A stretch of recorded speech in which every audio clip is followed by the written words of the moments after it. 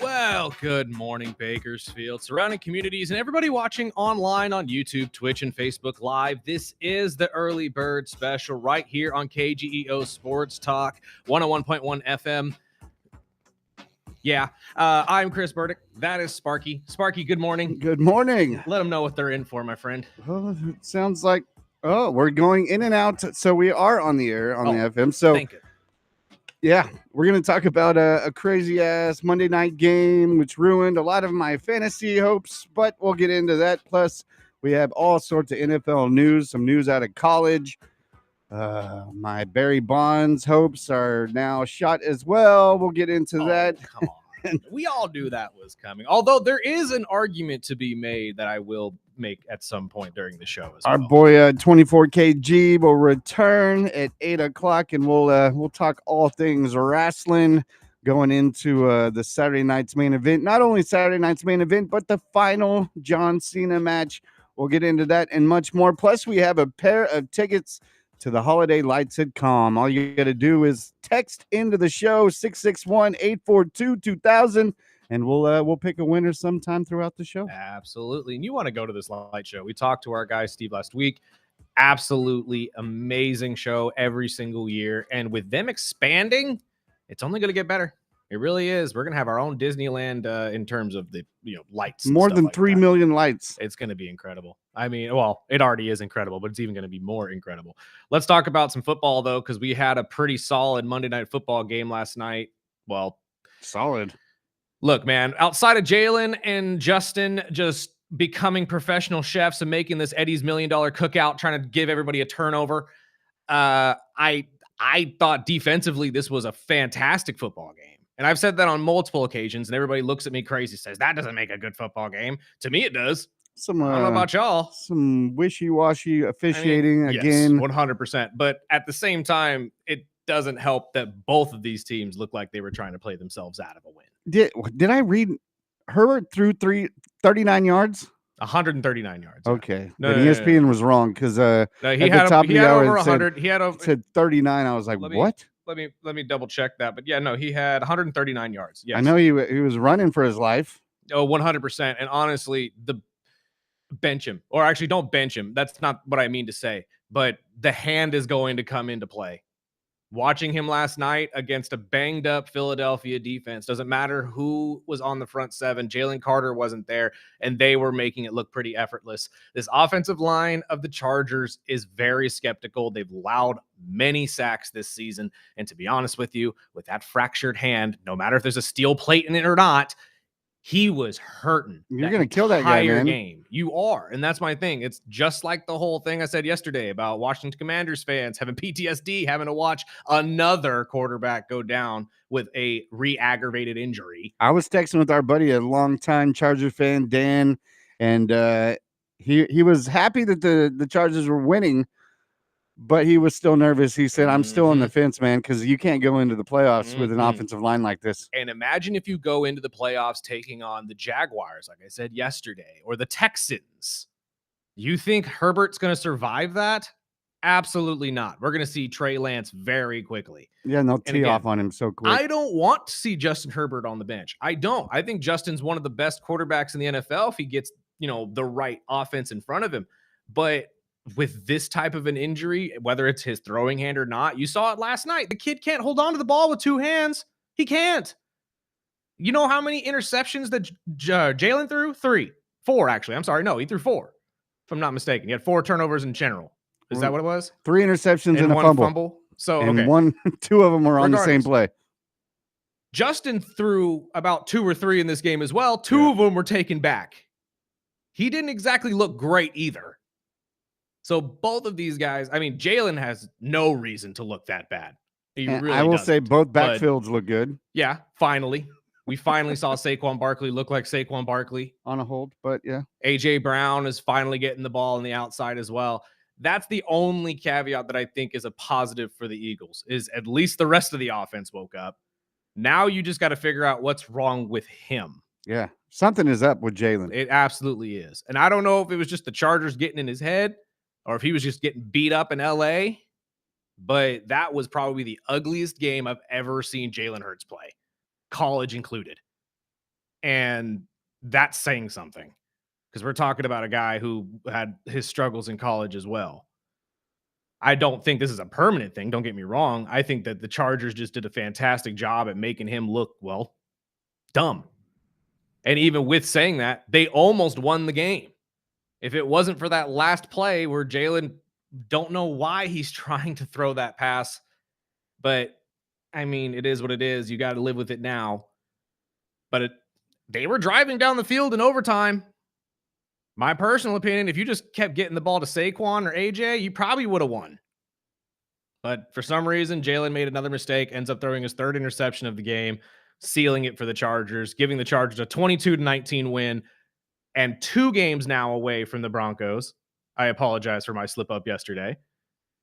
And I keep hearing it's going to come down to the final week. But that's another thing that I have to highlight. Just like I said in the playoffs, if you're a Charger fan, you don't want to see someone like the Jacksonville Jaguars or the Houston Texans in the playoffs, let alone the Denver Broncos right beforehand, who are the number 1 sack team in the NFL.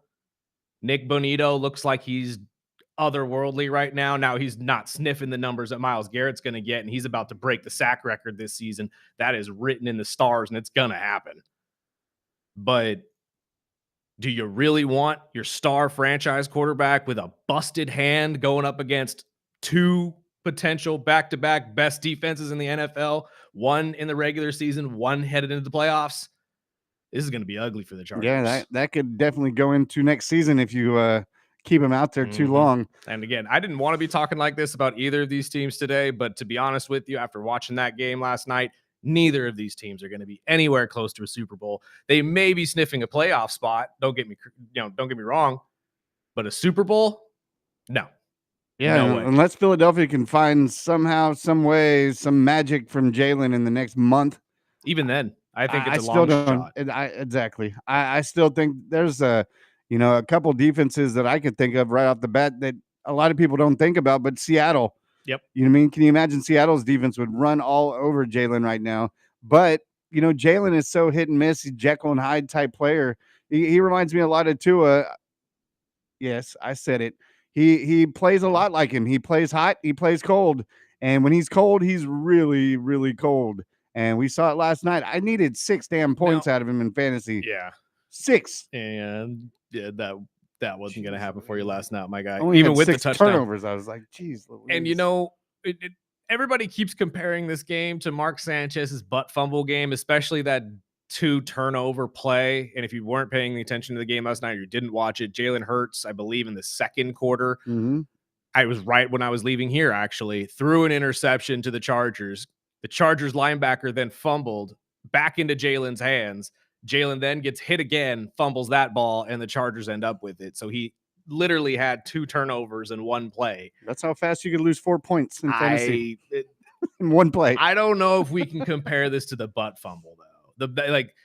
I give Jalen at least some respect for trying to make a football play out of that. Now, in my personal opinion, grab that ball and get down, kid. Like, why are you trying to run with it? Just get down. But at the same time, nothing is more impossibly embarrassing than a quarterback trying to do a designed QB run and running straight into his guard's butt and fumbling the ball right afterwards. That still to this day will be the worst turnover in NFL history to me. I don't think we can compare the two really, but I see everybody's gripe. This was a really, really ugly game for Jalen. And honestly, I wouldn't be surprised if a lot of Philadelphia fans are sitting here wishing for the days of Nick Foles. And, because back when they were doing this with Carson Wentz and Wentz was looking this bad, you sat him. I don't know if you can do the same thing with Jalen Hurts. I really don't, especially now that he's won a Super Bowl. I think that he has warranted that entire respect in the locker room that you really can't do anything about it. You just got to let him live through it and figure out what comes out on the other end of the week. So that will wrap up the NFL Week 14. However, as we head into 15, as Sparky said, those of you who are in fantasy football leagues, most of you have started your fantasy playoffs this weekend. Unfortunately, I kind of knocked me and Sparky out of the playoffs. It's like a Jalen Hurts turnover, right? Sorry, in our buddy. fantasy. I didn't know. If I knew that there was no chance for me to make it, I would have just said, whatever, Well, and not even put my lineup in, let you win. I'm But in 3 of 7. I don't want to go into the playoffs like that. So I that's took fair. it. I took it in stride. I'll never draft Jalen Hurts again or Rondé Gatson Jr. because I will just say that that's the type of thing that'll happen to a fantasy owner. You're like, I'll always think of those players the way they screwed me out of the playoffs. If it makes you feel any better, I got 7th place in 2 of my leagues, which means for those of you who don't play fantasy football, I was first man out of 2 of my leagues. Yep, you were that close. That sucks. But I got some other NFL news post week 14 Absolutely. or week 13. Which one was it? It is 14. It was I believe 14. it was 14. Well, the Colts. We knew about Daniel Jones, his injury. We knew about Riley Leonard leaving the game also with an injury. And now they're going to work out Phillip Rivers today. And he's 44 years old. So, one, we talked about this. I was unaware that Phillip Rivers had just barely retired this season. Mm-hmm. And for him to say, you know what, I'm coming out of retirement to play. I always give respect to Phillip. I really do. And it really just shows the competitor that he is and the will to just go out there and play football because he's never been far away from the game. He's been coaching and whatnot. And he played for the Colts, didn't he? Yes, for a short time. He was during that span where the Colts, for some reason, were picking up every 30-plus-year-old quarterback, including himself and Matt Ryan and all these other guys, hoping that they could revive their franchise after the Andrew Luck debacle. But again, I don't think this is going to help, and I don't want to make that sound like I'm taking a slap at Phillip Rivers because I'm not. It's more of the offense this year was successful because of a mobile quarterback.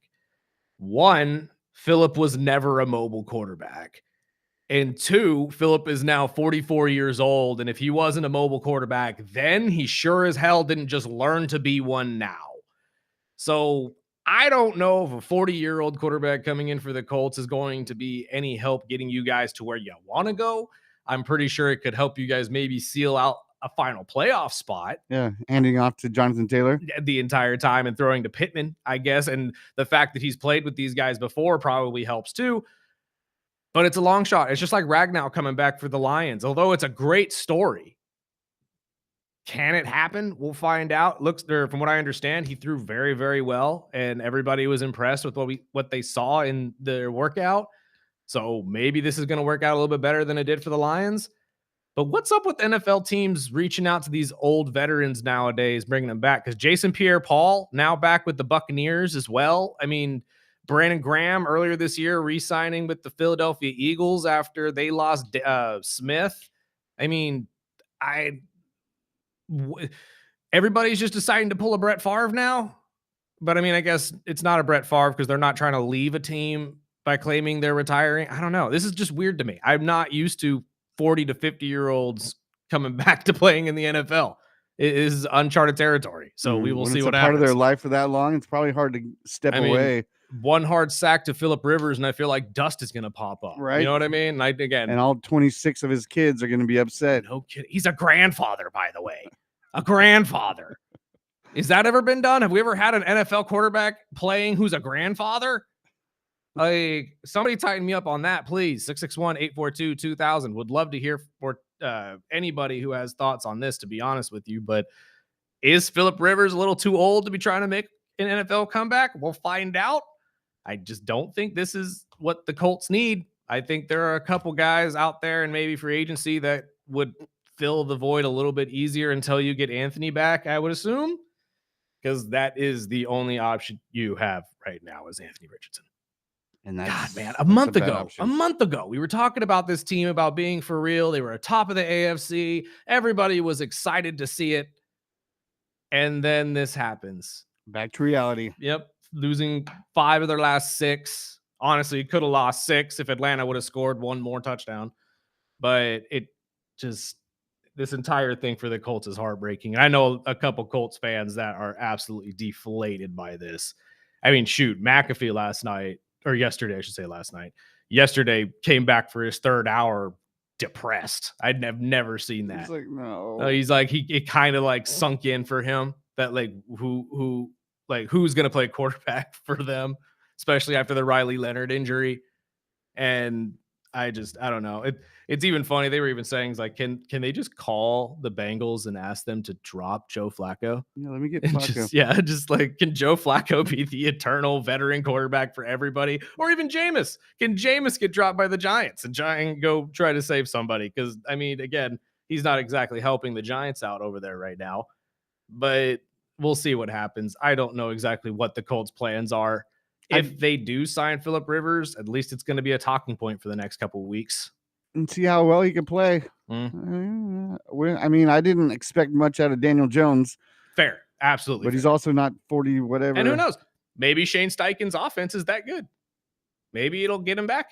I don't know. I mean, Jonathan Taylor's legs are. All you got to do is play a little play action and you're probably solid. The only issue is that you have to take on the Jacksonville Jaguars and the Texans, who obviously. See, the Jaguars are hit and miss for me too, but I know that defense is tough. That's the only thing on them that I believe in. Yeah. Is that defense, especially the rush defense. But again, I'm starting to eat crow in that area too, because to be honest with you, Trevor Lawrence looks pretty fantastic right now. I just don't know if Phillip Rivers coming back is going to be the answer. I know they're trying to find anything they can right now, and they're at a desperate point because all three of their quarterbacks find themselves on the IR. But an aging 40-year-old quarterback who hasn't played in how many seasons? Spark? 2? It's been a couple, 3? Yeah. I know Pierre-Paul. I was excited with the signing with him in Tampa. I liked him in Tampa. Mm-hmm. He played with the Dolphins a little bit last year. I mean, the guy is good for a third down, blitz. And that's what they're looking for, is some sort of pass rush. I think he'll get a sack or two and hopefully retire as a Buccaneer. But, I mean, there's some other crazy stuff. Finally, Stefanski came out and named Shedeur the starter for the rest of the season, which, big surprise. I'm laughing at how many people now are echoing what we've been saying for weeks.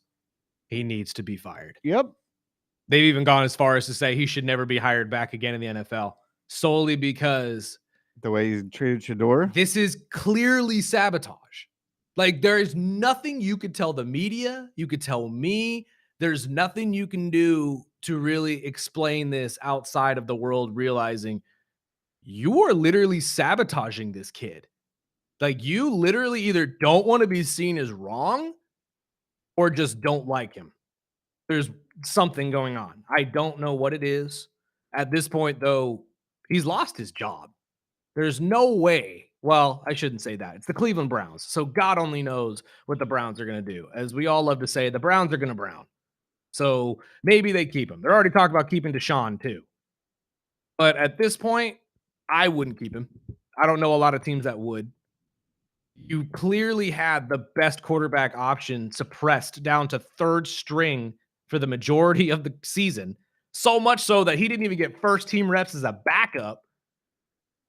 And then he comes in, granted against the Tennessee Titans, but it's still an NFL team and it's still an NFL defense, and has one of the best rookie games we've seen in quite some time at a quarterback position. And your idea, with 2 points down and a 2-point conversion needed, was to run a weird wildcat sweep double reverse throw play that I'm 95% positive you just looked at your running back and said, hold on to that ball as long as you possibly can, son. And if anybody gets close to you, just throw it. Just throw it away. If it gets there, you're a hero. Even the first week when he started against the Raiders, he's an idiot. He would drive down into the red zone, and what do? They'd run that wildcat. And again, I'm going to go as far as to say the coach of the year stuff doesn't matter. No. Means nothing. I'm sorry. I don't care. Everybody was saying, well, you have to respect that. No, you don't. Well, on that, who's your coach of the year this year? Ooh, good question. Sean Payton got to be up there. But honestly, if I had to pick anybody right now, probably Vrabel. I think Mike Vrabel has taken this Patriots team to levels that nobody thought they were going to be in a year. And granted, I mean, they weren't very far off last season. They just needed somebody outside of Mayo that could really organize them better. Because as good of a coach Mayo was, he's not really a great organizing head coach. He's more of a rallying guy. He's a player's coach, and he knows how to rally his guys. But I think you just got it. I think it's Vrabel. Yeah, I think Vrabel is probably the shoe-in just because of what he's been able to make this team into. The Broncos, we kind of saw the success last season, so maybe that'll hurt Sean Payton. But it has to go down to one of those two. It has to. I Even if mean, you start to think, there's nobody that did anything as crazy as which is Vrabel. well, and I mean, he flipped that roster. I guess he did, but Great draft, and look at him. What is it, 11-2? I guess for the sake of argument or being a devil's advocate, you could also say Sean McVay because of the Rams' success this season. But again, They've had it. they've already had it. Exactly. You knew they had the roster. I mean, they just kept adding to it. And even losing Cooper Kupp, you got a receiver back that's better right Yeah. now, if I'm being honest. I Cooper love what? Cooper, but Devontae is coming in and is making every Rams fan forget that guy's name. So those are my three right now if I had to pick it. It has to come down to either Vrabel, Sean Payton, or McVay. You'd probably have to throw in McDonald just because. You know what? That's fair. If we're gonna, yeah, because they are the same record as the Rams right now, and that's another team that I don't think a lot of people had a lot of thoughts were going to be that successful. So I mean, yeah, I guess we could put those four up right now. Who wins it? I have no idea. I think it's really going to depend on who Finish ends it out the out. season strongest. Because if the Seahawks end up taking the NFC West, there's no way you give it to Sean McVay, and vice versa, to be honest with you. And on the opposite end, whoever takes the number one seed in the AFC is probably going to be the favorite to take it. So we'll see what happens in that area. Let's take a break real quick, though. We'll get to some news out of the college football game as well, as this whole Notre Dame situation reached a whole new peak yesterday. And I got some audio I want to play because there were a lot of great points that were made on First Take yesterday.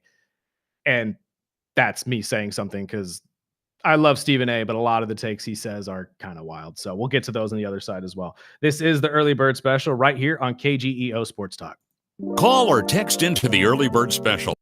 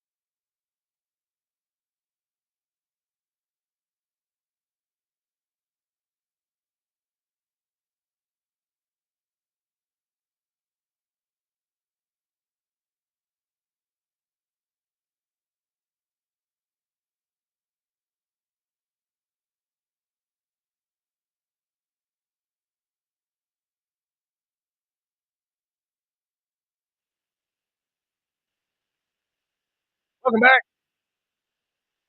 This is the early bird special. And before we get away from NFL, I got to add this just for viewers. But the Bengals Dolphins game that was supposed to be on Sunday Night Football is obviously not entertaining enough to be on Sunday Night Football, even though they left the Dolphins and Steelers on Monday night. But Week 16 has now been moved to the Ravens against the Patriots.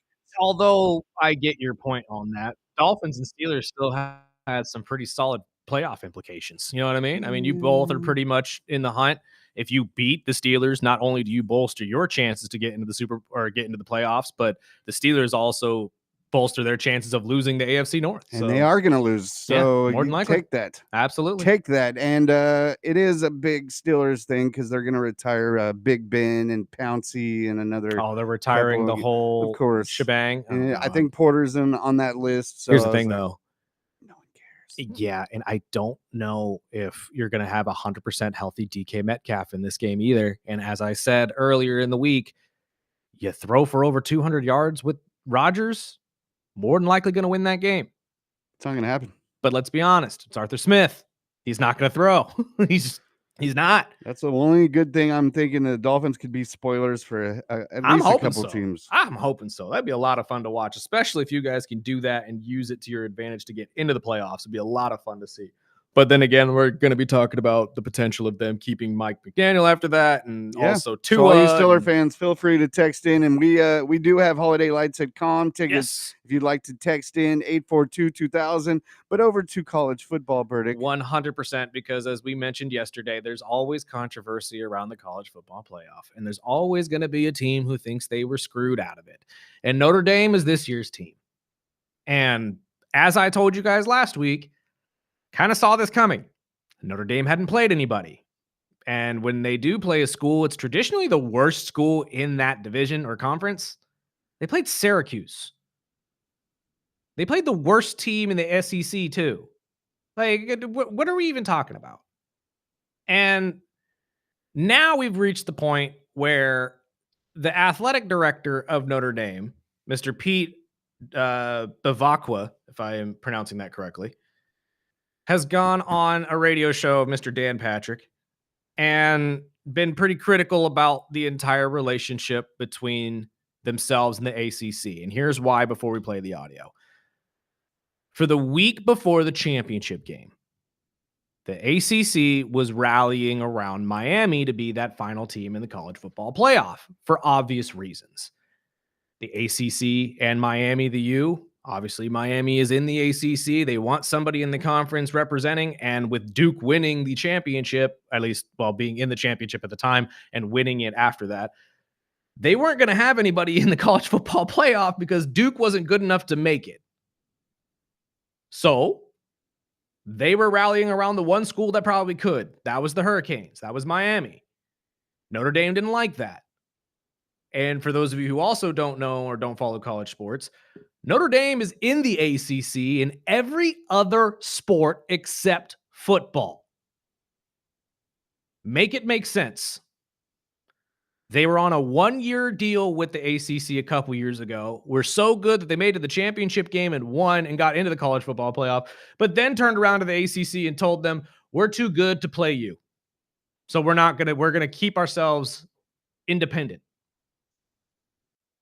I want to start with Stephen A. real quick on how because this to me is the main reason why Notre Dame is mad. It's not that they were left out. It's not that they're not in a conference and they feel cheated because they weren't playing in a championship game, so they were, penalized for it. It's the money. The money is why Notre Dame is pissed they're not in.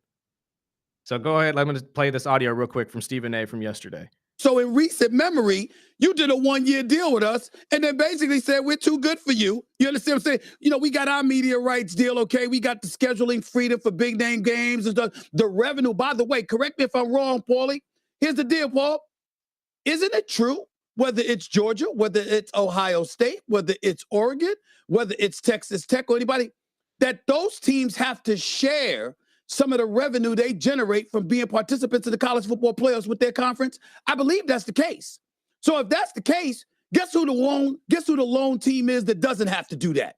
that would have been Notre Dame, correct? So I'm looking at it, and it's like everything you do is to your advantage. Everything you do is propagandist, but then the ACC mimics your behavior, essentially, looking out for themselves. And you going on Dan Patrick's radio show and telling the world that they did irreparable harm to you? That's a lot of nerve. I agree. And for those of you who didn't hear Mr. Bavacqua on Dan Patrick's show, we do have that audio as well. I'll play that in a second. But I didn't think about it until I heard it that way.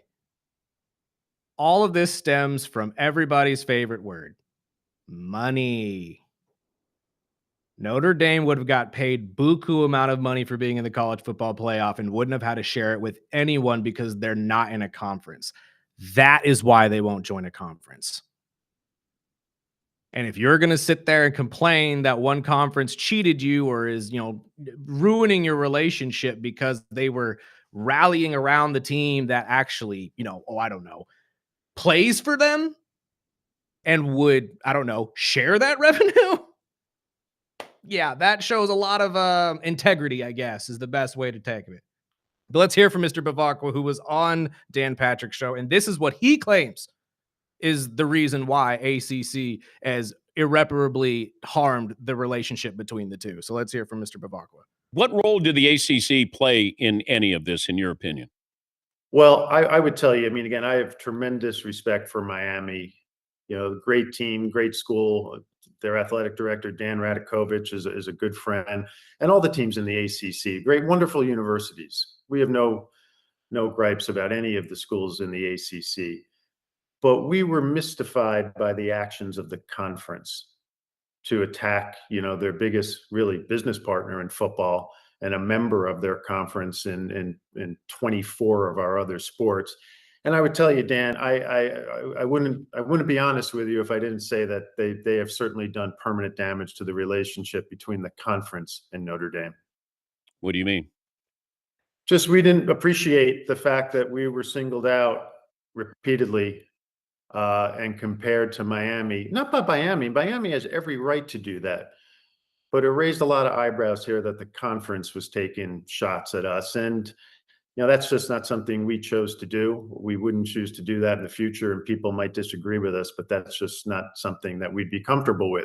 And again, we have no problem with any of these teams. These are all great teams. You look at those teams, Miami, like I said, great season. They beat us. You think about Alabama, nobody's had more success in college football over the last decade than Alabama. But Dan, you follow this sport so closely. Everybody was saying that we were one of a handful of teams that could win this whole thing. Yeah. And now we have 0% chance. Even Nick Saban, nobody knows more about college football, maybe in the history of the world, than Nick Saban. And he said it yesterday, like, how is Notre Dame not in this? Everybody is just kind of confused and perplexed. And we don't have good answers for the kids on our team, for our student athletes. Are you going to reevaluate your relationship with the ACC, the overall relationship? I would just say it's been strained. Okay. I played the whole bite so everybody could hear all of what Mr. Bavacqua was saying on Dan Patrick's show. Does anybody else kind of see it weird that he's not taking shots at the SEC? He's not taking shots at Alabama? Because personally, that's where I think you need to be looking. Not at the conference who literally got one team in. What about the conference that got 5? And honestly, their commissioner was coming out and saying they should have had 7. That's a little ridiculous. But again, that's the SEC. They believe in their teams. At the end of all of this, though, Notre Dame has taken shots at the ACC. The ACC commissioner, Jim Phillips, has come out with a statement. I'll read it real quick. The University of Notre Dame is an incredibly valued member of the ACC, and there is tremendous respect and appreciation for the entire institution. With that said, when it comes to football, we have a responsibility to support and advocate for the 17 teams who are playing as a member of our institution. I stand behind our conference's efforts to do so, just that, leading up to the College Football Playoff Committee selection on Sunday. At no time was there a suggestion by the ACC that Notre Dame was not a worthy candidate for inclusion in the field. We are thrilled for the University of Miami, et cetera, et cetera, et cetera. The ACC never took a shot at Notre Dame. The ACC never went out of their way to say Notre Dame didn't deserve to be there. Miami did. Everybody is stemming this all around the fact that the ACC television network, which isn't even run by the conference, was replaying Miami versus Notre Dame, the first game of the year, multiple times to the point of dozens of times a day, days before the championship game, to send a message across that we beat them one-on-one and we should be in front of them in the rankings. That's the other part of his statement that I don't get. Is sitting there saying, nobody understands this. No, a good amount of people have said why they understand this. You guys lost outright. It's part of football. It happens. Granted, yes, you won the next 10. Appreciated on that one after losing your first 2. But at the same time, they beat you, which in my head, and a lot of other people's heads, tells me they're better than you. And at no point in that game, by the way, in week 1, did Miami trail at all. Notre Dame never had a lead. So I'm tired of hearing that. I really am. Miami deserved to be in. Notre Dame didn't. And for Notre Dame to go this far as to attack the ACC on Dan Patrick's show, claiming that they went out of their way and saying there's now irreparable damage, first and foremost, because this is the other thing that makes me laugh when everybody brings up the television contract that Notre Dame has, although incredibly lucrative, nobody watches. Unless you're a Notre Dame fan, nobody cares about the Irish anymore. The entire Rudy, the Irish, the clover, all the symbolism of it all, dude, that died years ago.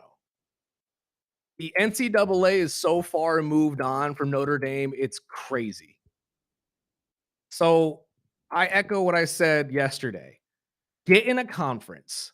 Choose one. Now we all know it's not going to be the ACC. Wouldn't be surprised if they pulled out all of their sports from the ACC altogether. But join a conference and start competing against somebody, whether it's the SEC, whether it's the Big 10, the Big 12, I couldn't care less.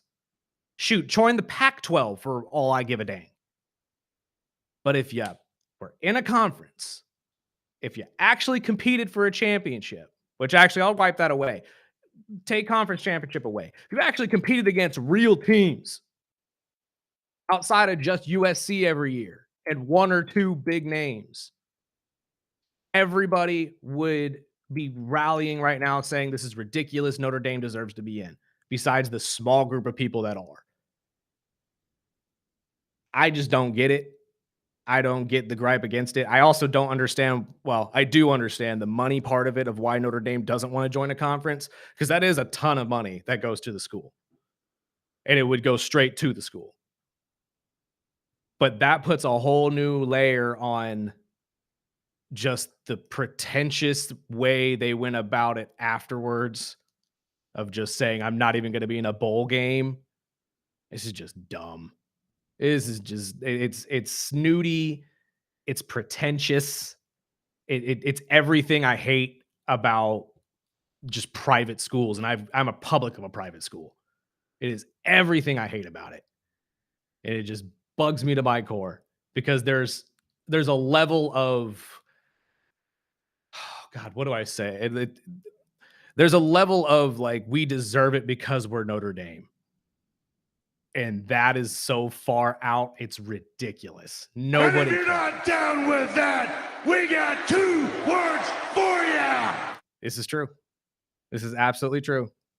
What are your thoughts, my friend? I mean, I know I've kind of been taking this whole thing over and laying it all out, but the more and more this fight between Notre Dame and the ACC goes about, or it just becomes more and more ridiculous. I mean, if I had any disagreement, I would have already said it. But I mean, you pretty much laid it out. And we did have a listener that said, I wonder how much money Notre Dame is making on their little Hard Knocks show that they do on Netflix or Peacock or whatever it's called. He said, but they're definitely making money off that. Exactly. They're making money off of everything. And that's what Stephen A was highlighting as well, is that when it benefits you, you love it. We said it yesterday. Last year, Notre Dame was on the bubble as well. And they got in. And there were a lot of people, including myself, that were furious about it. But this year they don't throw you that bone, and now it's a problem. Now you're going to boycott a bowl game. And by the way, I heard on McAfee, but I have yet to actually confirm this, that apparently the Notre Dame team captains came together before the decision was even announced and said that if they didn't make the college football playoff, they didn't want to play in the Pop-Tart Bowl, which is the game they were supposed to be playing, and I believe was the Pop-Tart Bowl. That's the one I like. All right, that's the fun one. But I don't get it. I get Notre Dame's reasoning, or that they gave, saying, it's hard for us to, convince these kids who are leaving for the NFL to come back and play for a bowl game. But that's everybody. That's literally everyone.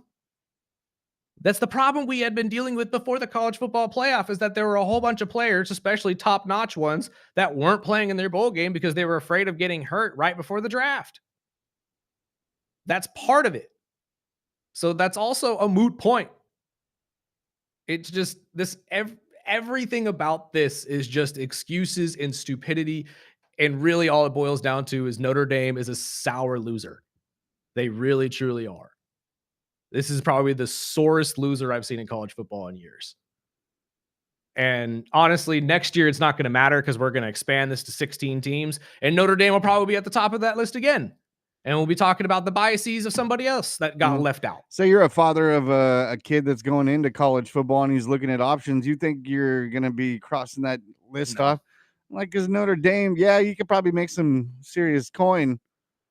But the way, I don't like this. See, that does factor in, but I do think I still give Marcus Freeman all the credit in the world for being a fantastic football coach. They're still a great organization, a greatly, they support their football players probably better than anybody.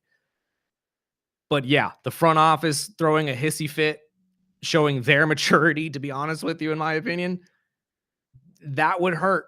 It really would. Or at least me as a player, I'm looking at you guys saying, really? Like, y'all didn't get in and you're going to cry about it? But that's Skip just a bowl game is what really pisses me off. I'm like, really, dude? Well, and it also opens the door, and I was talking about this yesterday with a couple people. This opens the door for other teams to do it too. Who's to say that USC doesn't do this? Vanderbilt, Utah, teams that were on the bubble too. BYU. Who's to say BYU doesn't pack it up and say, you know what? This bowl game don't mean nothing. This don't mean nothing. And for everybody saying, well, they make a lot of money on those bowl games, not as much as the playoff.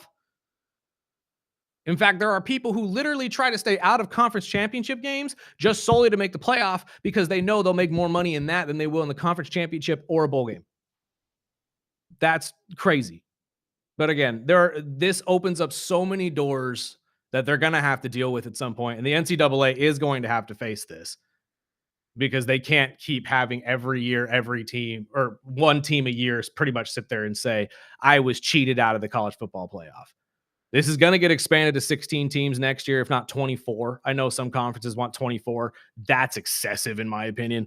But technically, if we did do 24, it would make sense. Nobody can complain. Not a single one of you can complain. The top 24 get in. And then we're going to have a ton of football games in the first round that are going to be Snoresville because all of them are going to be teams that shouldn't be there. To just skip all the bowl games? Yes. Essentially, that's where we're headed. But companies won't allow that because the bowl games make a ton of money for them.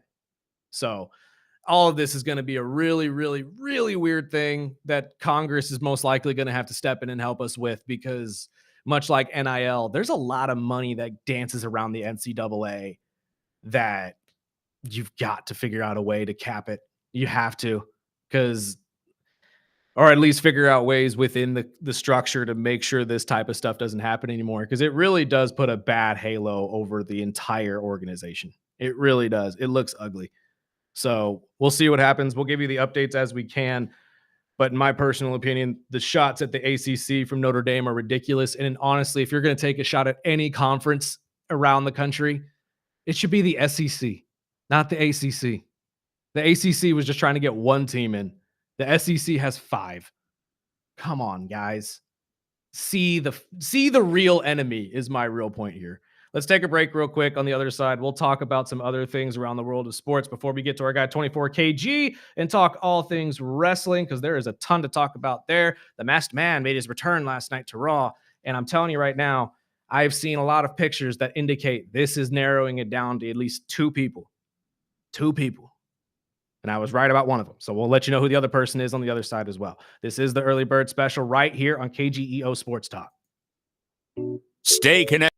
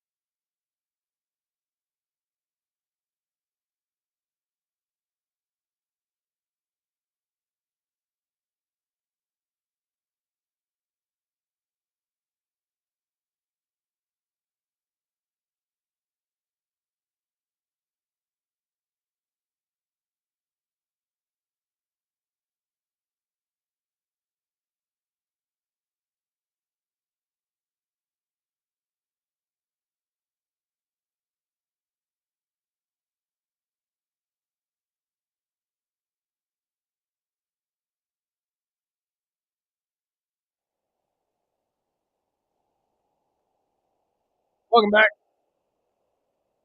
Early Bird Special right here on KGEO Sports Talk, as well online, video-wise, Facebook, YouTube, and Twitch. And if you can hear us, yes, we are aware the FM and AM stations are having trouble at the moment. Our engineers are on it. Feel free to switch over to either Facebook, YouTube, or Twitch, or I believe our website at kgeo.com should be working as well. But we will let you know as we do whenever the signal will be back up and running.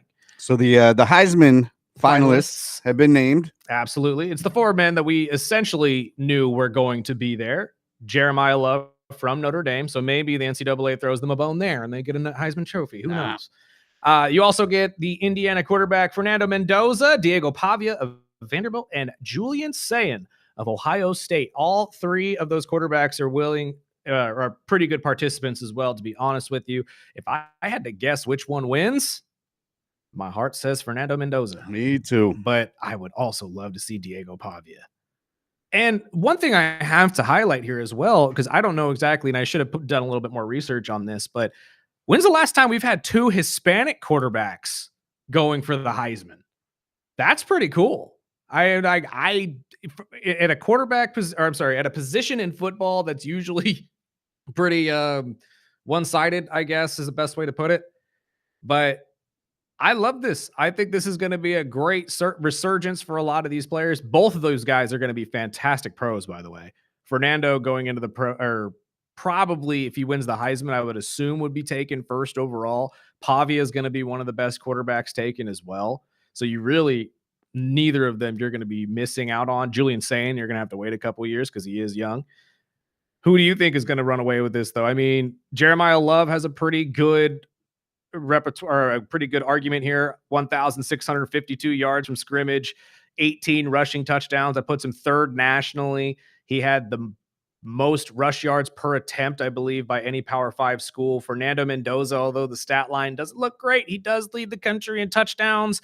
And honestly, a 13-0 record isn't nothing to shy away I from. was gonna say, I mean, looking at the record and the way he's played, I've got to go with Mendoza. Statistically speaking, I think Pavia probably is the best choice, but I have to agree with you. I think when you look at the entire body of work, first 3 years at Cal, this is his first year at Indiana, and he's 13-0 at Indiana, their first Big Ten championship since literally 1945. I'm not joking on that one, since World War II. I told you guys yesterday, this is the most losing program in the NCAA's history in football. In football. We all know what Indiana, the Hoosiers do in basketball, but in football. And with Mendoza, with what his brother hopefully will be able to do as he takes the torch next season, and Coach Signetti, this is a really cool story, and it'd be capped off beautifully if Mendoza gets that Heisman Trophy. I won't lie on that one. But I don't know. I think a lot of people are going to knock the fact that he's not over 3,000 yards. I mean, he doesn't shock anybody in terms of yardage or a lot of these other statistical categories. But when you look at his body of work, kind of hard to argue against. I mean, looking at his body of work, how do you think it'll adjust into the NFL? I think he's going to be fantastic. My biggest thing when it comes to quarterbacks is the arm strength.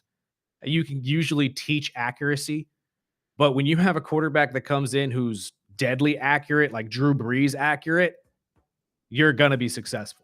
We talked about it with Tua early in his career. His accuracy in college really made you think that it was going to work in the pros. And for the most part, it has. He's been one of the most accurate quarterbacks in the NFL. The only issue he has, we all know, is the injuries. And happy feet, like and Jalen. happy feet. Exactly. So I think it's going to translate well. Depending on who he goes to, though, is really what's going to be the big thing. Does he go to the Saints if they give up on the whole Tyler Shuck situation? Does he go to maybe the Titans if they give up on the Cam Ward situation? Or does he go to the Jets and his career is over? Yeah.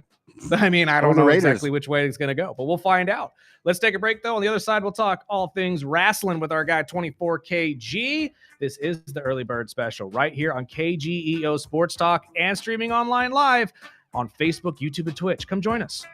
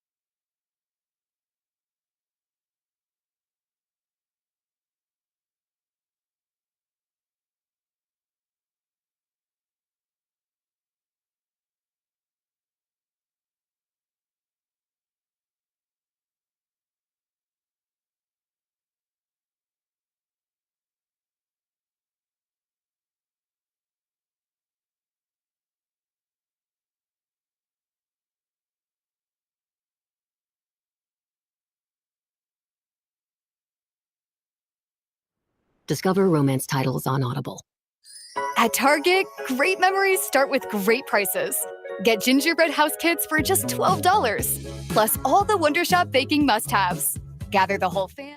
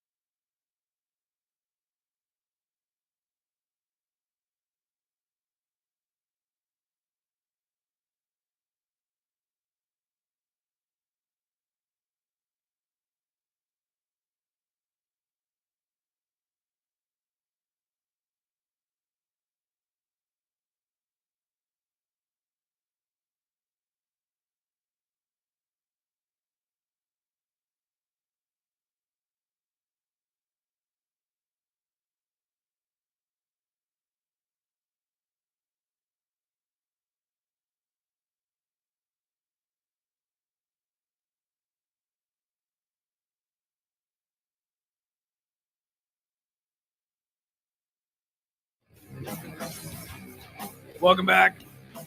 Early Bird Special Hour 2 right here on KGEO Sports Talk, as well as streaming video live on Facebook, YouTube, and Twitch. Come find us at the Early Bird Special or the Early Bird Special Official, depending on what platform you're looking for. We're also on Instagram and TikTok as well. And it is time, as it always is, on the second hour of our Tuesdays, to be joined by our friend 24KG right here to talk about all things wrestling. And there's a ton to talk about because once again saw the match last night as he helped Logan Paul win his match against LA Knight. And okay, I have seen a lot of internet stuff, my friend, as we all do. A lot of size comparison pictures. Unfortunately for you, let's just keep it real. All the comparisons is on this man's backside and no, it's true. Who's he shaped like shoulders and thighs. Here's the thing, though. That's the point I was going to make. Because unfortunately, with that being said, that means two people have been knocked out of our potentials of who this could be. And unfortunately, that is Montez Ford and Carmelo Hayes, because body build wise, it doesn't fit. And I guess it's not Jacob Fatu. It's not Jacob Fatu either. And Chris Jericho. And Chris Jericho's out. But you got to think about this. WWE could have anybody underneath that mask until it's time to reveal whom they want it to be. But we can all see that, these things happen. You got to throw people off the scent, especially with how smart fans are these days. It's gonna be Seth. Okay, I already know it's gonna be Seth, And Seth is going to come with some backup, most likely Austin Theory, or maybe it's both of them. Maybe there's some crazy Saw-like reveal where they have a promo where there's 2 guys in black and they both take it off, and it's Seth and Austin, and they've been playing everybody. But the one thing that I have to highlight that I see every single time, and it's a beautiful move by whoever is under the mask. Each time he helps them, you get a quick stare down between who he's helping. At Survivor Series, we saw it with Braun, where it looked very much like he was about to hit Braun with something too before he runs away. And then same with Logan last night. A little bit of a quick, should I, not yet, and then runs away. So is this person really helping them, or is this all just a master plan from Seth Rollins to get back at the Vision for their backstab? I think it's the latter. Well, you know, it could be Seth in that aspect, but you know what? He would just be forming another Vision. And how you swap out the people who are doing his moves would reveal the future members of his verse. We've got to talk about Deadline and what happened this weekend with the return of Obafemi, taking out Cody Rhodes' boy, Ricky Saints. You know, I think, you know, WWE's petty enough to say, hey, AEW, look, we've got some former stars of yours in our top shelf going head to head on a PLE, or, you know, homegoing for John Cena, which I think, you know, just shows a testament to the machine that they have built over there, that they could plug in anybody and press play and make a star, you know.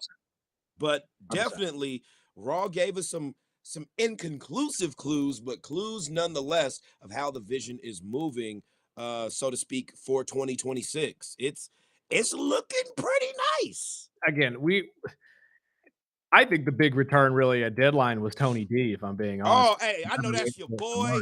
I know that's. Hey, what did I say? Tony He D came is back the with boss right now, bro. He's a completely different character, though. I'm telling you. He's the last guy that beat Obafemi for that North American. He's the last guy to really challenge Obafemi physically. And I think it was a great job for them to keep him off television for a while, let him rest, let him recover, because he was going hard for those 4 years, building the family and every other position they had him in. And I see what Triple H did. He cooked in the background with Sean, NXT. And all the talk of, these guys are old, these guys are this, everybody on the roster is plus 40. He's like, okay, now we've reset, basically Thanos, we reset the timeline. We snapped and we have a nice young crew, that's a crop that's coming up, that's basically about to dog walk everybody on the main roster. And what more do they have to complain about, honestly, besides just being marks? Well, just come on, at this point, we're giving a product that is, I'm not going to say the best it's ever been, but it's on the way currently in this administration, with all the things that they have to work out. You know, everything that's going on media-wise, everything that's going on contractually, how big conglomerately this product has become.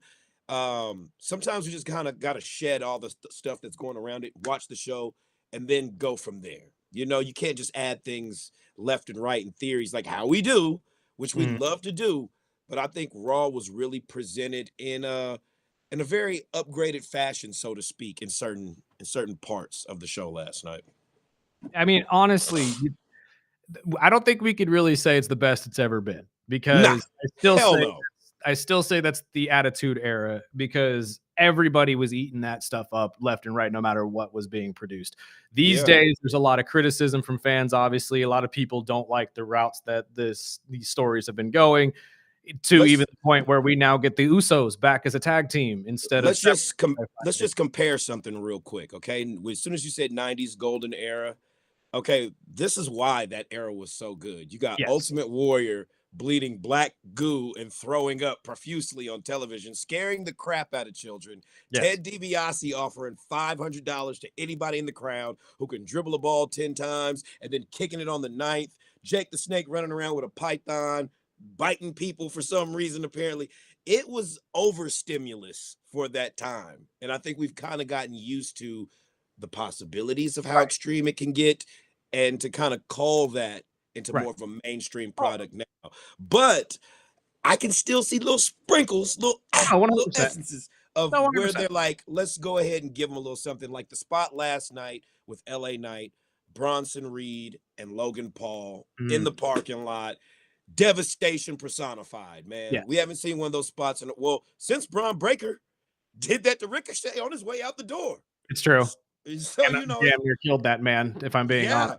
Hey, So man, y'all go back and watch that clip. When he went splat on that concrete, yikes. That was, good luck on your future endeavors, y'all. That was the message they sent.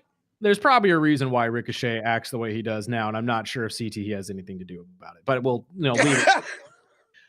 Where we are headed, though, I do agree with you. I think these kids from NXT are all fantastic. I think we're seeing a resurgence of that show, really, because that show probably has never been as good as it is now.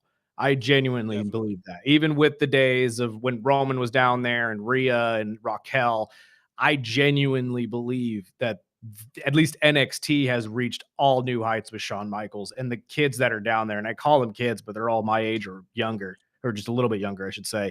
They are all fantastic athletes in their own right and are going to blow the main roster up the minute they reach it.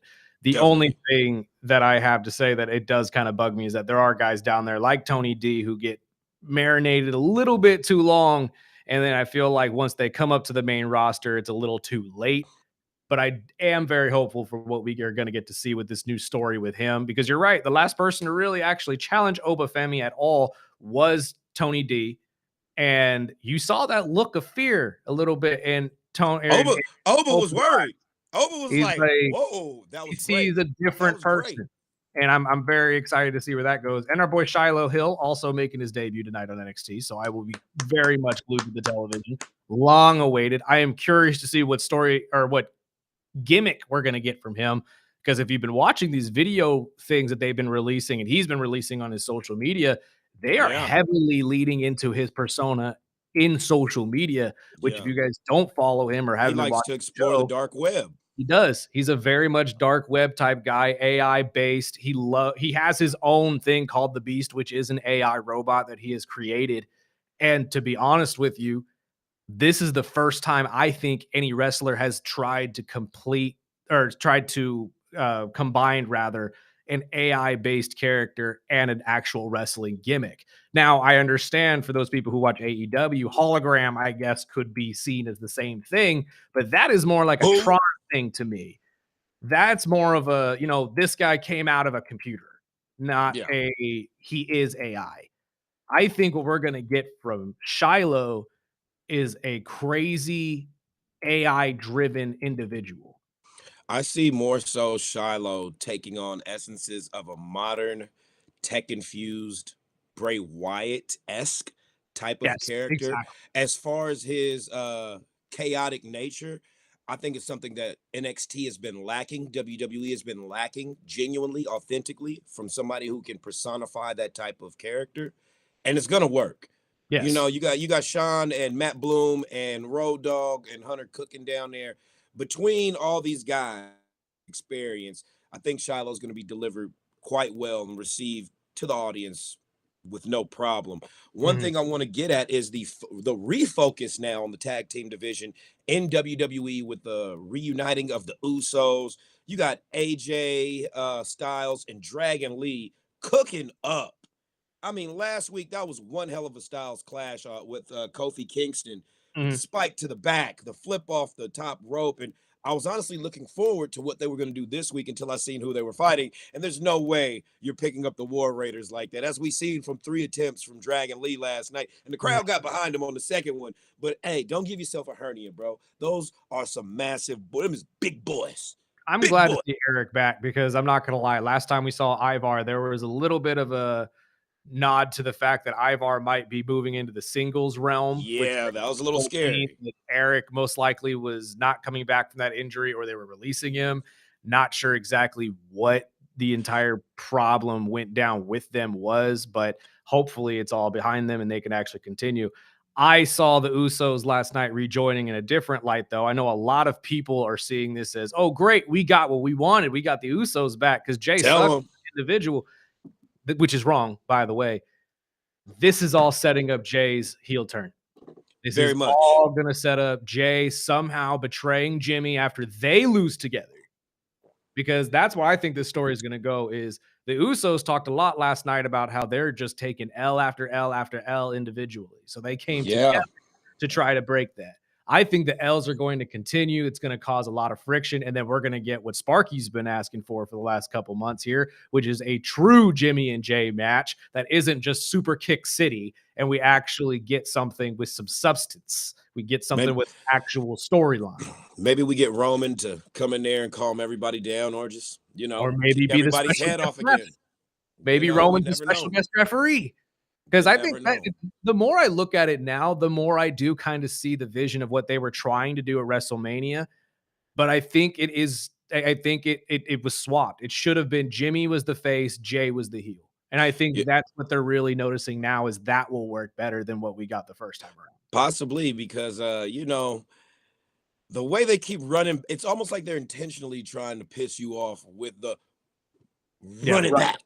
Like, come on, man. They're overdoing They're overdoing on purpose. On purpose. And I think now we're going to get to the point where we start to see, like what you just said, a fusion and then a fraction between the Usos, which still, hands down, one of the greatest tag teams of all time. And they can add a lot of value to the resurgence and focus on tag division wrestling that WWE is starting to put out there, especially with promos like, the ones they dropped last night. Also, going back to vignettes is something that I think is a lost art form, because the Maxine Dupree vignette was top tier. Top tier. Reminded me of, those old 90s movies, where they show the training montages. Now, it can get a little cheesy.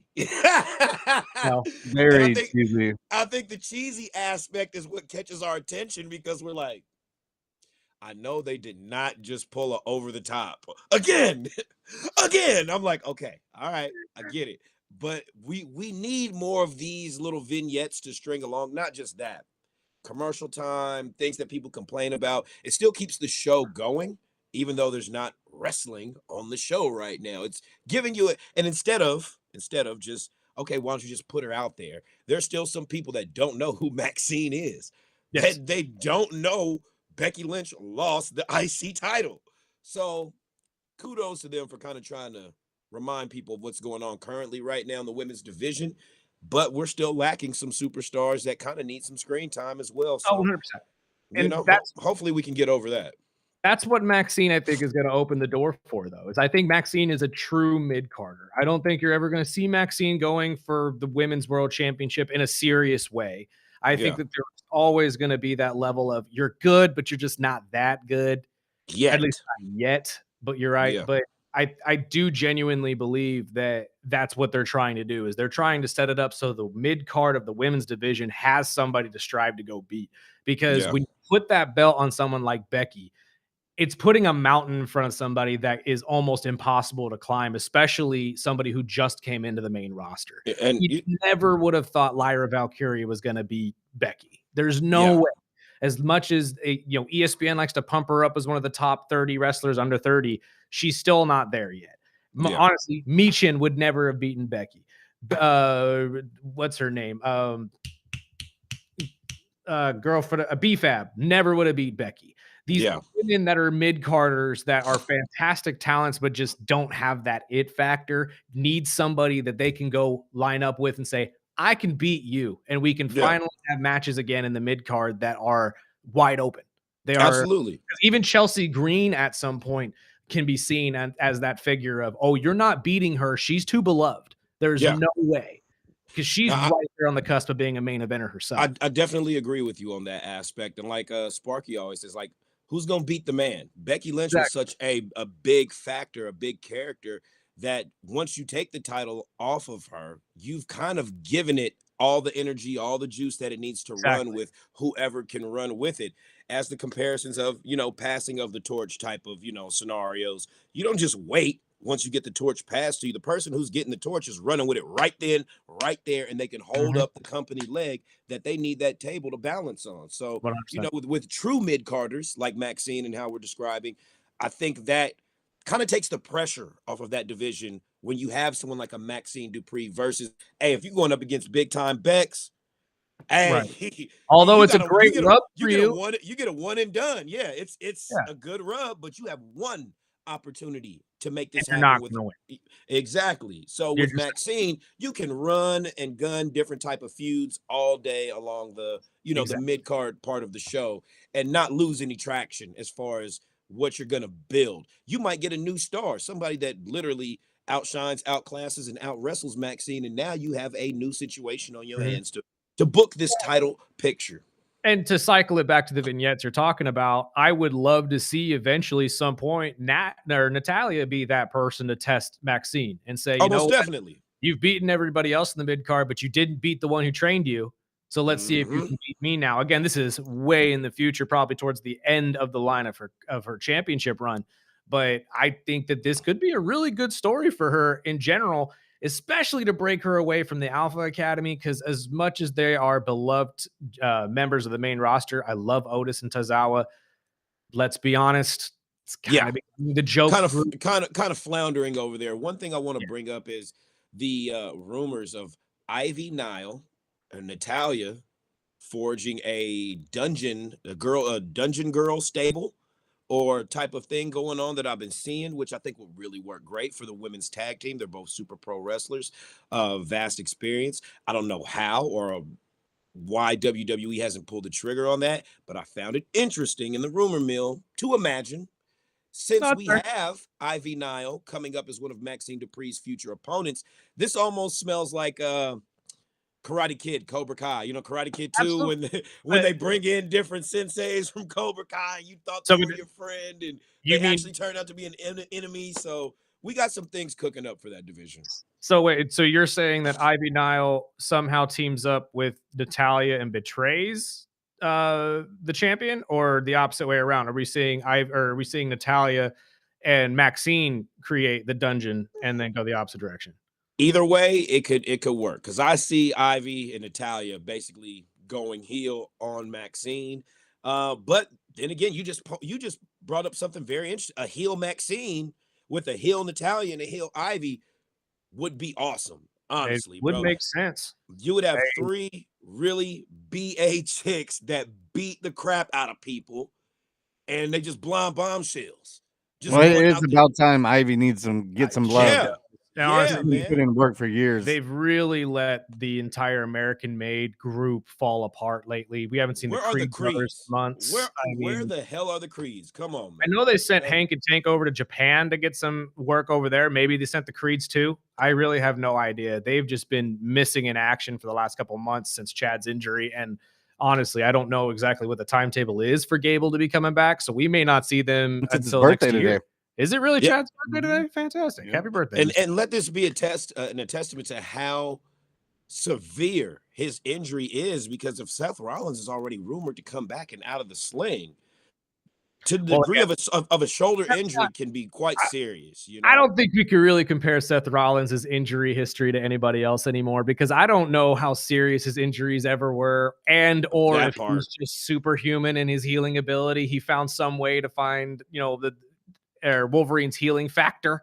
Peptides. Maybe. I mean, God only knows. But yeah, I don't think we could really compare the two anymore. Before we continue, my friend, and get into the last time is now match this weekend, we do have to take a break, and we will come back on the other side, and we will set up everything for Saturday night's main event this weekend, plus give our predictions for what's going to be happening on Friday night SmackDown this week, because I do think there's going to be a lot of movement in a lot of these storylines. So everybody, right back from our break right after this. This is the Early Bird Special right here on KGEO Sports Talk.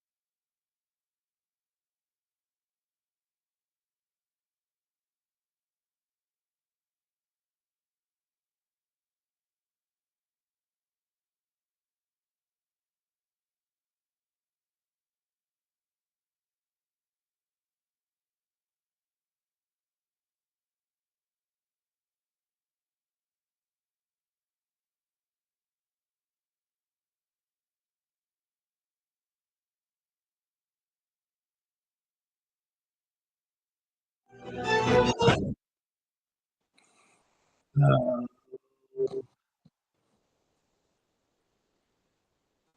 and roll. Well, Yeah. I'm telling you, I don't think you guys realize how boring this match is going to be. As boring as his promo last night. Oh my God. Again, maybe it's just my bias against Gunther, but it is what it is. Well, I love welcome Gunther. back to the Early Bird Special right here on KGEO Sports Talk, 101.1 FM, 1230 AM. We are working on both signals at the moment. We are live, though, on our video streaming platforms of Facebook, YouTube, and Twitch with our guy, 24KG, talk all things wrestling. Before we get to wrestling, though, I just got some of the best baseball news of my life right now. The Philadelphia Phillies are bringing him back, baby. Yeah. Yes. Schwartz isn't going anywhere. 5 years, 150 million. We'll get to that after our talk with KG. Let's get back to the wrestling real quick. $150 million. Good Lord, A that's lot a of lot of money. money. Look, man, that's a lot of money for a man who can hit a home run literally every single time he touches a bat. I could not care less. But you know what? Pull a Dodgers, allocated for the next 50 years. I really couldn't care less. As long as that man doesn't leave for Cincinnati, I'm happy. We're all good. Everything's good in the world right now. Schwarber's staying. The team is together. We're happy. We're happy today. Now let's get back to some wrestling. We got a whole bunch to talk about. Sparky's already mentioned it, but Gunther had a lukewarm promo last night. Again, I think he could have gotten a better one from LA Knight, but that's just my personal opinion. But Saturday night, John Cena's final match. I'm going to be crying all day, my friend, because not only do I have to watch my GOAT get retired by a 6 foot, God knows how large German man, but I'm also going to have to watch my favorite anime end at the same time, which is going to make me cry altogether because My Hero Academia is finally ending. It's a tough day for us all.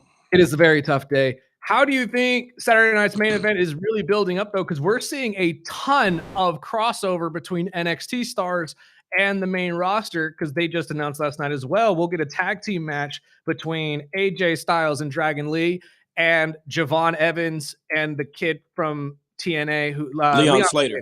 Leon Slater will be his tag team partner as well. That's going to be a fantastic match. I think we got a banger right there. It might steal the show. Sol Ruka and Bailey, I think, is the one that's going to steal the show, in my personal opinion. I love Sol. I think she's fantastic. But what are your thoughts on the entire card as a whole, and the fact that they're talking about having John Cena's retirement match start the whole thing off? Well, that's a bunch of bull right there. They're not gonna put Cena on first. Like, what would be the point of that? So whoever came out with that, go back to the trenches. I think we need to start with Oba and Cody. I think Oba and Cody would be a great opener. Definitely. And honestly, I can see Drew McIntyre interfering with that, which protects both champions and automatically creates a feud for when Oba goes back to NXT, loses to Javon Evans, is called up to the main roster, and now we have an issue with two big, beefy boys that are going to beat the crap out of each other for an extended amount of time because, until Drew, I don't see Drew ever beating Cody right now in the next 3 months. But we've got to get Drew a world title reign somewhere in there, just for the sake of how much he's given to the company. Now, as we go along through this progression of matches, I can also see AJ and Dragon Lee retaining with the other matches that are going on that they've littered throughout the card. We're going to see a great. This is almost a mini PLE. It should have been a PLE, but just to get to the meat and potatoes of it, Gunther doesn't need to beat John Cena in order to get over. He's already over. He's established. You don't give this guy 2 retirements from 2 greats in 1 year. I think this is the time, a case where we see John Cena go out with a W. And it's not going to hurt Gunther at all, to lose to John Cena. John Cena, he's lost his last 2 matches. Dominic Mysterio, and previously, what was it? Before that, he lost to Brock Lesnar. And then it was somebody else I'm forgetting right now. But his last, we're not going to have him go out 0-3 on his final run. You know what I mean? So I can definitely see, and you think John Cena, after 25 years, is not going to give us everything he's got in the tank for this last match. This is going to be one for the history books, folks. So you're going to see this on highlight reels in the future. when Gunther comes around age to where somebody's got to put him down, they'll bring this up. I know a lot of people want to see some type of mystery or crossover opponent, Edge or whomever. Maybe, hey, who else would be better to give John Cena a challenge? And in the future, if you have Gunther go up against Brock Lesnar and you compare the timestamps on like, hey, well, Brock Lesnar beat John Cena in 9 minutes. Why can't Gunther do it? Because Brock Lesnar is a different type of beast. And until we get him and Gunther on the same path, exactly. we're not going to see that. So y'all can stop with that. Internet world, y'all can stop with that. We're definitely going to see something that gives you the feels. It's going to have you in your feels Saturday. Absolutely. But here, a couple things that I have to say from your point here. First and foremost, you misspoke. It'll be Tony D'Angelo taking that title off of Obafemi, but we'll get to that. Hey, it could happen. We could see it's going to happen. It's going to happen. I love Javon, but he ain't going to beat Oba. Hey, Tony is more Tony likely is that dude, man. I'm glad but, to see him back. Well, I am too, but we'll get to that later. The entire I have 3 reasons why John will lose on Saturday. One, tell me your lies. John is a traditional wrestler. He has too much respect for the game, and we all know how legends go out. They go out on their backs. That's a literal saying in wrestling. That's not because they're not beloved or because they don't deserve a win. It's more because they are passing the torch on to the next person. Tradition. It's tradition. It's absolute tradition. Taker being one of the big ones right there. Absolutely. Yeah. 2, Gunther will win solely because of the way they are building him. I said this yesterday. I think we are getting a second run of a legend killer. I think their plan is to create Gunther into the new legend killer. So he's going to go around beating up old men? Essentially. He's going to go around retiring all these guys. I wouldn't be surprised. I mean, he's already retired Goldberg. He's retiring Cena. Wouldn't be surprised if they gave him AJ Styles. Wouldn't be surprised if they gave him Sheamus. That is rumored. That is rumored. They are going to build this up where he is the new legend killer. He's the new Randy Orton. He's the constant threat. And you said it yourself. The only man that really would be able to physically stand up to him at that point would be a Brock Lesnar. And honestly, I think that's what the WWE is hoping that they can create out of this is a new beast like that. And you can get a quick flip real quick. Go ahead though. Go ahead. My third point is just simply John Cena, although I would love to see him win, I don't think his winning record really matters because we've seen for years now, and I mean years, a incredibly long, historically long losing streak from John Cena in solos matches. So the WWE doesn't care to keep his legend alive. It's already dead. Don't get me wrong. If this was a Roman Reigns type of situation where he was winning matches back to back to back to back to back and never being pinned and all that type of stuff, it would be a completely different level to me. But the fact that John has lost 1 million times over the last couple of years, and again, I know I'm embellishing, but you get what I mean. Yeah. That shows me doesn't matter. He's not looking to win and be the champion anymore. He's looking to give to the next level, or at least the next generation of wrestlers. One thing that you've got to remember, that John Cena is one of the most unselfish and giving performers. So this is a possibility of happening, but you've also got to look at what this last time is now tournament has done for people who we might have forgot how good they are. This tournament showed everybody that Gunther can be a legend killer. He doesn't have to come in and do extravagant promos. He gets in the ring and he beats you. Solo Sikoa gave like 26 spikes to John Cena's throat like last year, and he can show how lethal he can be instead of the guy in the suits that makes the funny faces. Everybody in this tournament benefited from it in some type of way. We see it now or not. And how I think this could benefit Gunther if he does beat John Cena. People are going to hate him.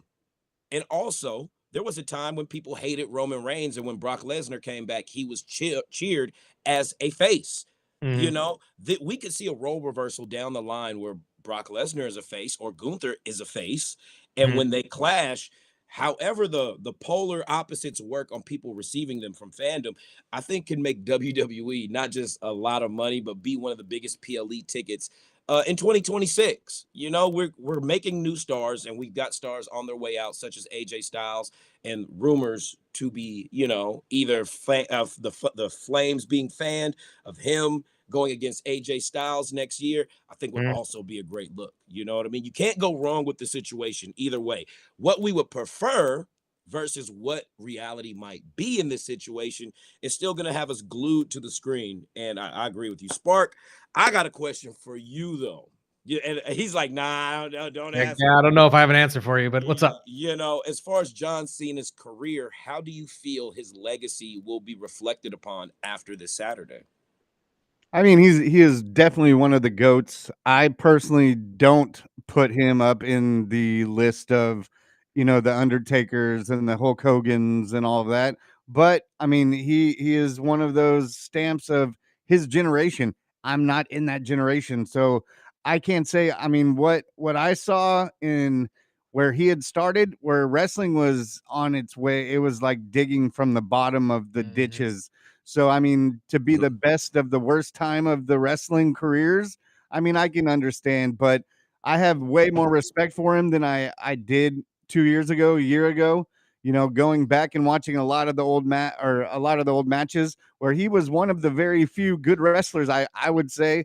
And you guys grew up watching him, so I can totally respect and understand where you're coming from, because I was the one growing up in the 80s running around like the Ultimate Warrior with highlighted shoe laces and tied to my arms, and and over all the years, realizing that Ultimate Warrior wasn't much of a wrestler. He was just a bodybuilder that looked good on TV. That looked good on TV. And it just shows the respect in the generations of wrestling. I respect wrestling in general, so being able, I'm kind of sad that I didn't get to see the live Cena matches when he was growing. But when I was growing up, even in my teenagers, guys like Kurt Angle were a joke of the WWE. So now that I've seen these guys grow into where they're gonna finish their career, it's awesome. But that reminds me of two texts that said, one, the match with Gunther and Cena is gonna be classic. And the second one says, I think that they're going to set it up, or Oba is going to take on Gunther afterwards. I would love possibly. That. Now, the generation that you speak of is possibly one of the best generations to ever grace the ring, And when Sparky says he's for real, like a serious wrestling fan, he has a tattooed sleeve of legends that he walks around daily. Now, are we going to see anybody with a John Cena tattoo in the future? Possibly. I think there already are. I'm sure there is. If you guys have a John Cena tattoo, make sure that you DM us and send a picture to the early bird special. Yeah, we'll give you a shout out, because honestly, there are a lot of comparisons to John Cena, Hulk Hogan, and whatnot, as far as how he's viewed by the company these days as a modern day Hulk Hogan, without all the racist allegations. Some allegations, but none that are too detrimental to his career. Hey, you know what I mean? So he lucked out on that one as far as being an example of putting guys forward in the business first. We're gonna miss John. We're definitely gonna miss him. It was a great year. We got to see him in Bakersfield last SmackDown. John Cena's live performance. There was nothing that I could say took away from this last run that he had. Maybe some people found his heel turn a little, cut short or impromptu, whatever. It doesn't matter. If you go back and look at John Cena's latest interview with Joe Rogan, he clearly says people will forget about him by the Royal Rumble in January. And he doesn't say that disrespectfully. It's just how the business works. So for the time that we have in these next few days, as we reminisce and recall John Cena's greatest hits, let's just remember there is a 6'5", 275-pound German man about to try to chop his head off and make the kids cry. And there's nothing better in professional wrestling than watching kids cry in the front row. He's going to make adult men cry. He's not going to make kids cry. Yeah, there's nothing better than that. Adult men crying. Well, we had a listener text in and said, whose streak is more impressive, LeBron or The Undertaker? Undertaker. I see. Look, okay. Both of you are going to say Taker. I get that. And I was actually going to bring up the Joe Rogan thing too before we let you go, but we were running out of time here. For the streak that people aren't realizing for LeBron, LeBron's streak was 10 points minimum in an NBA game for 1,200 and something games. Vast majority of his career. I get why people say Undertaker. And, I say it would be Undertaker just solely based on the fact that it shows that he's the top guy for 20 plus years. Come on now. Preach.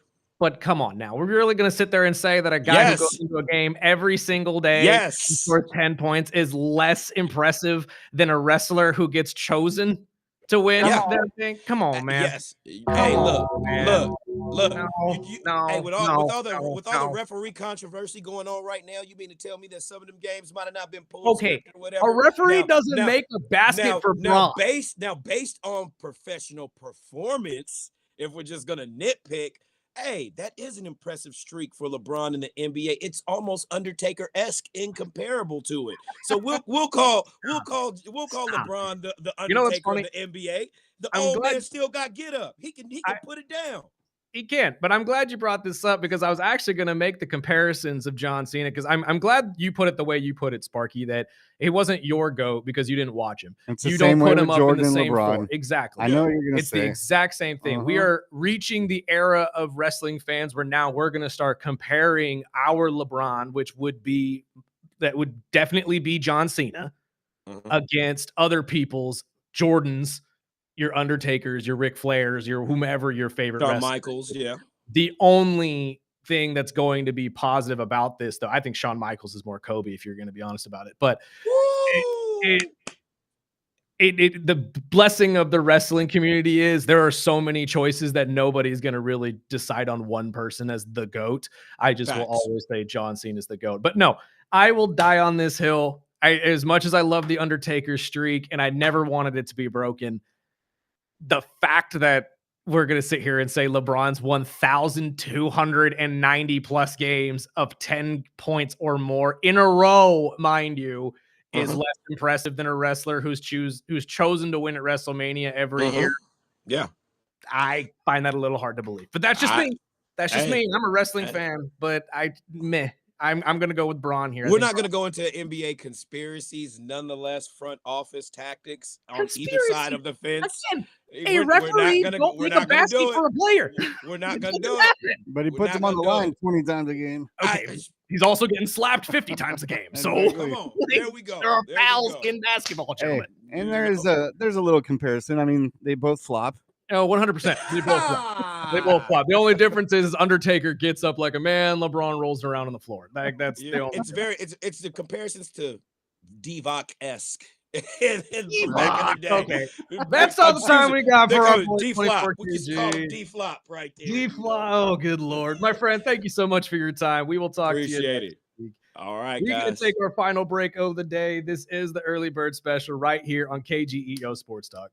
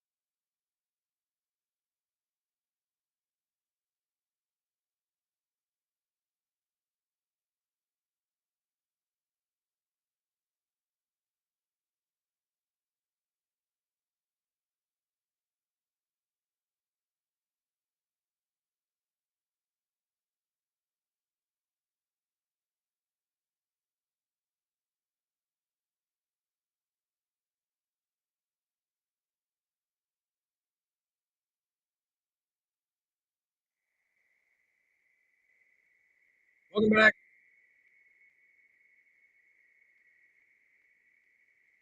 Final segment of the day here on the Early Bird Special, 101.1 FM, 12:30 a.m. Sports Talk. Most of the time, it is down at the moment. We are working on it.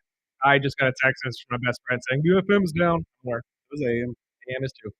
But we are live online on Facebook, YouTube, and Twitch. You can watch us every single day from 7 to 9 in the morning, and check out some of our old episodes as well on YouTube. You can follow us on social media platforms such as TikTok and Instagram as well. The Reels will be back momentarily, I promise. We've just hit a little bit of a snag on some of these things, and we're trying to work it out before I can actually get working on those again. Dodgers got their closer. Hopefully. I mean, Edwin's a fantastic ad as well. For those of you who don't know, we had mentioned during this segment with KG, the Philadelphia Phillies have reached a 5-year deal with their slugger and Kyle Schwarber. But the second major signing of the day, Edwin Diaz, former closer for the Mets, will be headed to Los Angeles to join the champion Dodgers and hopefully be the closer they have been desperately searching for the last couple of years.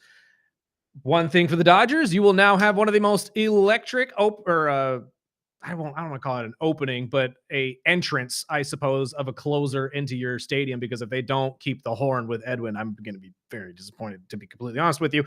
But we will see if this works out for the long haul. I am one of those people that genuinely believes playing in certain areas of the country, playing under certain lights, under certain pressure, breaks players. It really does. We saw it with Tanner Scott last year, who was one of the best relief pitchers and closers for the Padres. The year before that, comes to the Dodgers and is an absolute mess.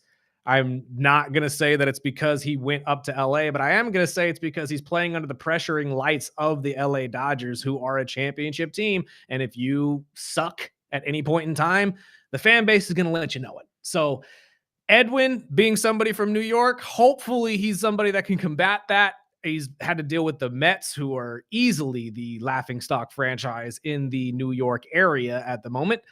And hopefully that means that he will be the guy for the Dodgers going forward to finally fill that hole and fill that need, because they desperately needed it. And if that is the case, everybody in baseball, get ready for a long season, because that was the one area the Dodgers had that everybody was, mocking, because it's true.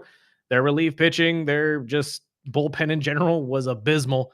And if they make the right moves this offseason, they could fix all that.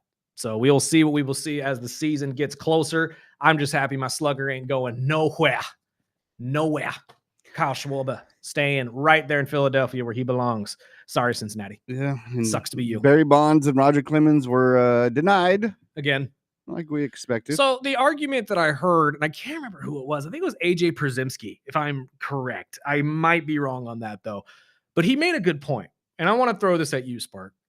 So obviously we all remember the steroid era. We all remember what happened during that era and how the rules were changed. Because for people who don't know, before 2005, there was no rule in baseball that said you couldn't use steroids, which is why a lot of these guys used them in the 90s. Lo and behold. But there was an argument made that people that have used PEDs post 2005 should be the ones that are automatically banned. Your Aaron Rodriguez's, your Manny Ramirez's, et cetera, et cetera. But anybody before the year 2005, before that rule was made, should get leeway and potentially make it into the Hall of Fame. What are your thoughts on that?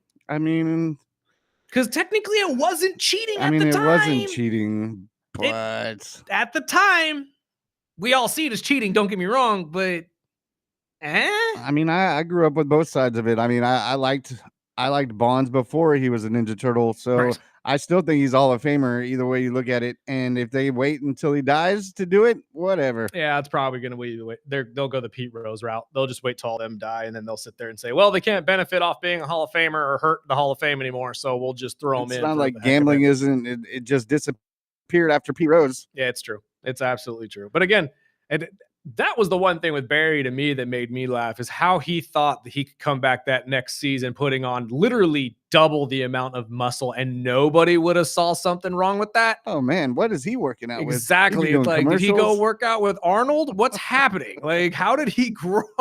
Did he eat himself? What is happening? And who is this guy? But I agree with you. I mean, before the steroid use, Barry's career was already Hall of Fame worthy. So arguably you should put him in just for that alone, to be fair.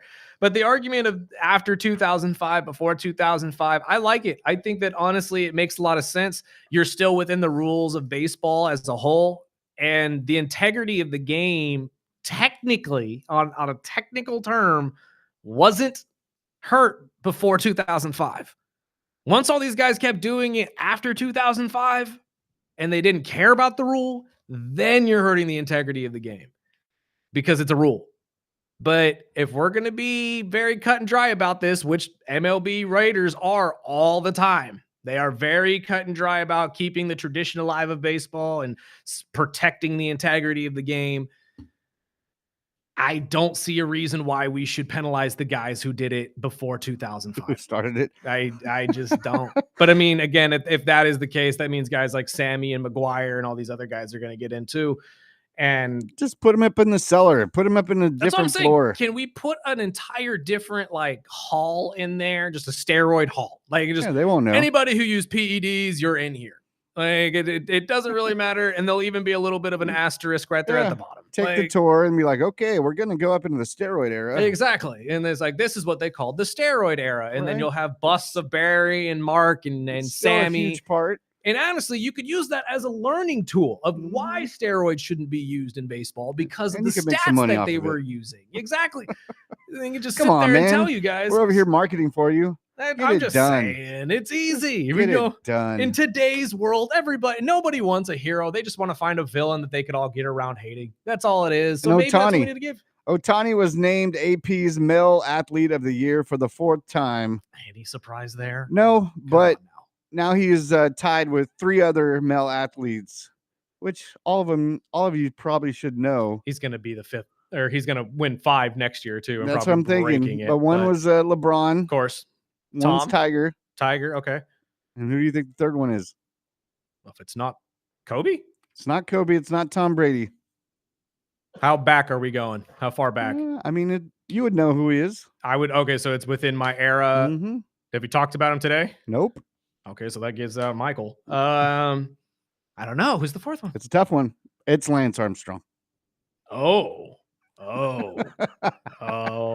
So Ohtani is now talk tied. About some tainted blind. Right? Oh my lordy. God, all 4 of those men are hated too. What the heck? AP, what's going on? Why? I just now realized that you're absolutely correct. The 4 people who have won the AP poll more than anybody are 4 of the most hated men in sports sometimes. Well, Shohei, not necessarily hated, but definitely one of those guys people hate to see. Not yet. Honestly, greatness is what it is, and we all have to accept it. But I think you're right. I think there's going to be a moment in baseball where everybody's going to be like, God, can we just be done with the Japanese bomb hitter? Like, can we just set him on the bench for a day so my team can win a baseball game? It's going to get crazy. Thank you guys for joining us again. We apologize for the radio side of it. It is getting worked on as we speak. Hopefully it'll be back within the next few days, if not tomorrow. But you can join us every single morning, 7 to 9, right here on Facebook, YouTube, and Twitch. We got a comment section down below, as well as texting in or calling in at any point in time, 661-842-2000. We got a 559 fighter for you tomorrow, as well as Mr. Ryan Holt from the Condors, plus much, much more for the rest of the week. But until then, we're getting out of the way for the great Rich Eisen. Sparky, let's get out of here.